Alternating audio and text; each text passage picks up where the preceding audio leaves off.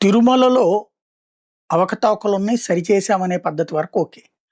ఉద్దేశపూర్వకంగా కుట్ర చేశారు అన్నటువంటి దాన్ని అది వైఎస్ కుటుంబాన్ని ఆ కాన్సెప్ట్‌లో లాగాలి అన్నదే ఇక్కడ చంద్రబాబు గాని, పవన్ కళ్యాణ్ ప్రయత్నం గాని. అంటే ఒక శాశ్వతంగా ఒక ముద్ర వేయటం అన్నటువంటి కాన్సెప్ట్ అనమాట.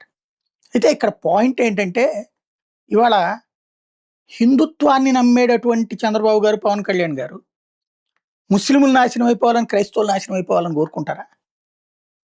వాళ్ళకి చర్చిలకి, మసీదులకి డబ్బులిస్తున్నారు. వాళ్ళ యాత్రకి జెరూసలేం యాత్రలకు, మక్కా యాత్రలకు డబ్బులిస్తున్నారు. అట్లాగే వాళ్ళ కార్యక్రమాలకు అటెండ్ అవుతున్నారు గదా!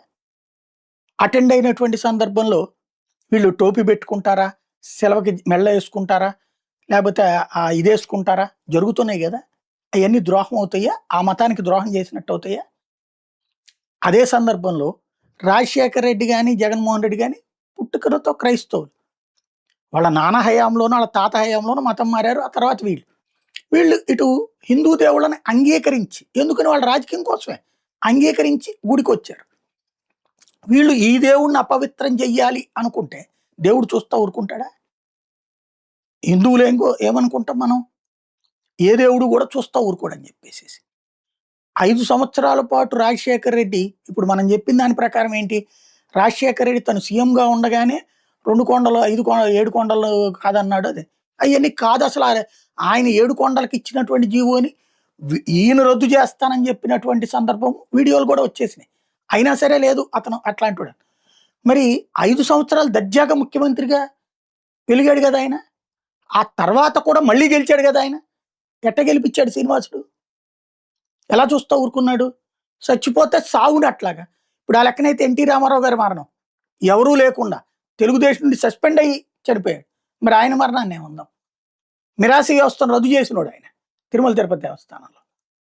కాబట్టి మనం వ్యక్తిగత దాడిని, మతాన్ని వ్యక్తిత్వ హననానికి, వ్యక్తిగత దాడికి తీసుకువెళ్ళటం కరెక్టా కాదా ధర్మంగా ఆలోచించకుండా అధర్మాన్ని ధర్మంగా చూపెడితే గతంలో బ్రిటిషోడు చేసిన తప్పుకి, ముస్లిం రాజులు చేసిన తప్పుకి మనకి తేడా ఉండదు. ధర్మాన్ని ధర్మబద్ధంగా మాట్లాడుకోవడమే ధర్మం. ఈ దేశంలో ధర్మమే కాపాడబడింది.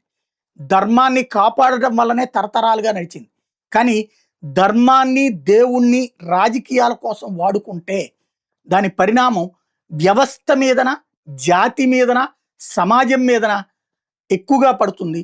ఇప్పటికైనా సరే ఈ మత రాజకీయాన్ని మానేసి నిజమైనటువంటి చిత్తశుద్ధితో సంస్కరణలు తీసుకురావాల్సిన అవసరం ఉంది.